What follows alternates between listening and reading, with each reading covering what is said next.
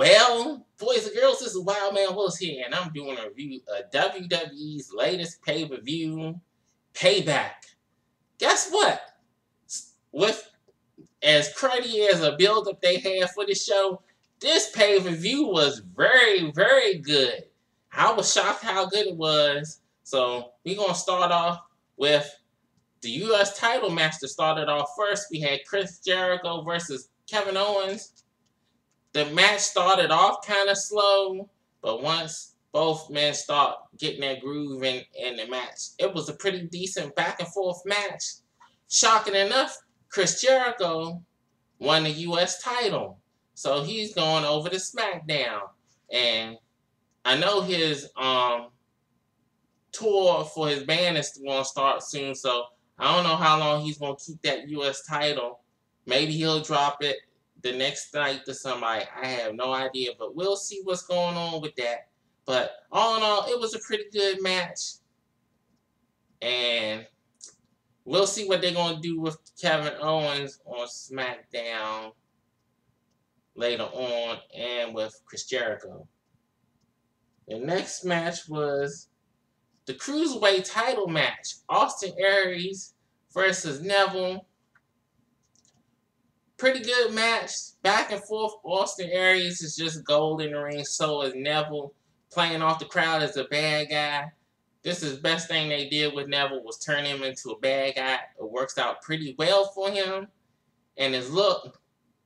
And he did the dirty move to get the cheap disqualification with holding on to what I dubbed Teddy Long Jr. because he looked just like Teddy Long, the black ref. So that joint was hilarious to me. But what made me mad about that was the ref knew what Neville was doing, but he still disqualified him anyway. He should have let that joint slide and kept on going. So they kind of did Austin Aries wrong in this match, but maybe Austin will get the win for the Cruiserweight title later on down, because there's not really too many good people in the Cruiserweight division that Neville could really feud with at the moment. So we'll see where that goes on with that. The next match was the tag team title match. The Hardys versus Cesaro and Sheamus. This was one of the better matches of the night to me. The Hardy Boys and Cesaro and Sheamus was just killing it left and right, right and left. I heard that Jeff lost a tooth during the match. So the Hardy Boys come off with the victory, but after shaking their hands with the other team, Cesaro and Sheamus came out and beat the hell out of the Hardy Boys. So if you notice, Matt kept on taking hits to the head. So eventually, we are about to get Broken Matt Hardy soon. He's going to be, it's going to be delightful. And he's going to start making people obsolete. And it's time for the total deletion of Cesaro and Sheamus. So we'll see if they're going to do it off the bat or they're going to let that joint build up. So let's see about how they going to bring Broken Matt and the nefarious Brother Nero into the WWE universe. So the next match was Bray Wyatt versus Randy Orton in the House of Horrors match. This was a two-part match when you think about it. But basically they did a pre-tape fight, looked like in somebody's damn crack house. It was just hokey. It was trying to be like the final deletion that the Hardy Boys did. They tried it once before with them in the New Day. It didn't work this time. And since they got the real deal in WWE now, it ain't worked the second time. Basically, all this match was just to put more heat on Jinder Mahal for his title match against Randy Orton at Backlash. Because people really wasn't caring about that match beforehand. Bray finally won. He could move on to something else. Hopefully, they can do something with Bray Wyatt now, because him and the Randy Orton match at WrestleMania was hot garbage.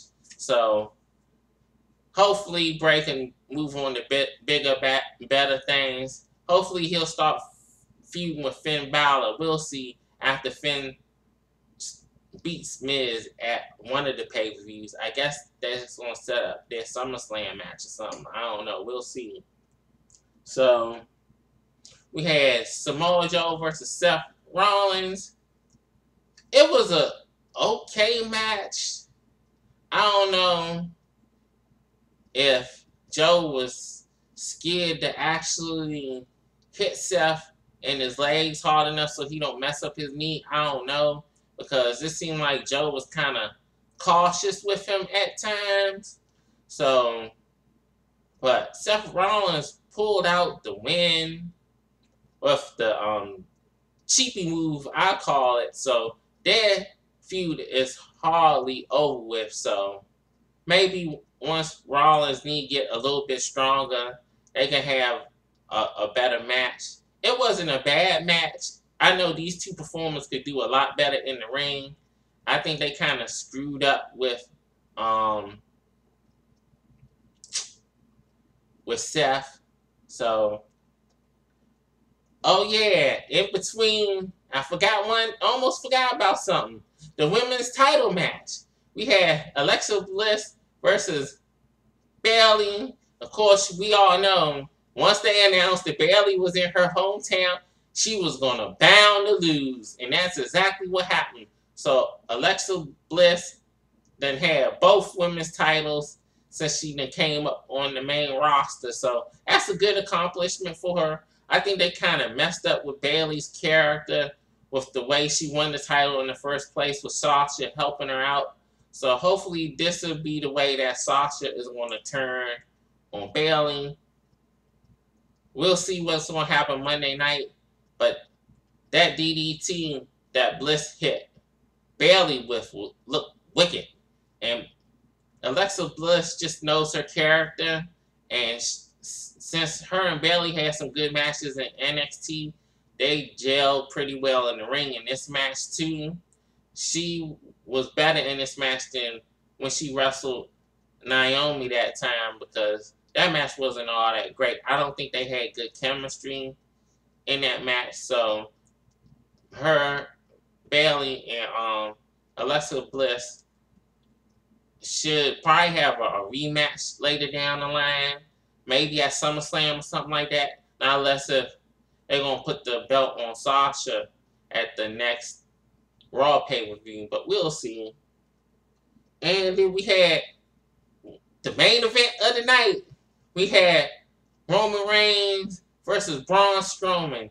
A lot of people were scared that Braun Strowman was going to end up losing the match. And they didn't build up this man all this time like they did the last time, just for Roman to win out of nowhere with a spear and a Superman punch. But not tonight. He basically got annihilated like he needed to be.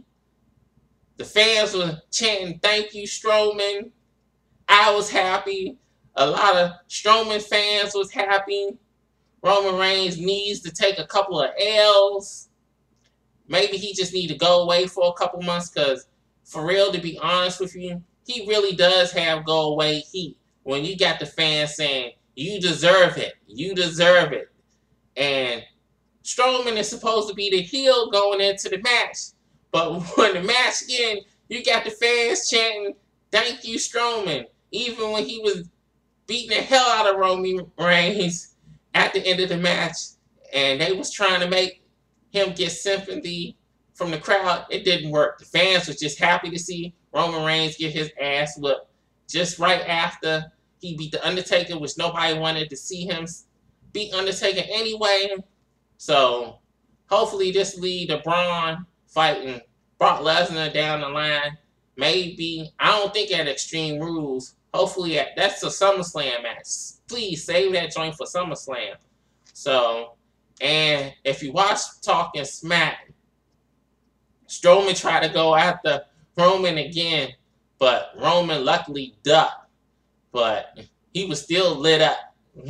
So we'll see what's going on, how they're gonna fix that. Roman need to go away for a week or two again, because it wouldn't be right if he just come out after huffing and puffing, spitting up blood, and no, that was not real blood. He probably had a blood pack in his mouth. So all you people thinking he was really, really hurt, ain't nothing wrong with that man. Especially he got a damn bulletproof chest protector on him. Ain't nothing wrong with him. But this is what they need to do with Strowman. He needs to be a monster in the ring, and this is exactly what he needed to be. Yeah, Roman did get some hits in the match, but when it counts, Strowman just lit him up, then used the stairs a couple of times. So it was just glorious for everybody that's sick of seeing Roman Reigns on the TV. All the fans that know about how people need to be booked. Strowman has been booked the way he should be. This pay-per-view was booked very well, so I was happy to the results. The only mishap during the whole pay-per-view to me was House of Horrors. That joint came off cheap. Very cheap. Even the fans was booing that stuff, so that tells you something right there. But I actually enjoyed this pay-per-view more than I did WrestleMania this year, so well, that's my review. This is Wildman Willis signing off. See you next time.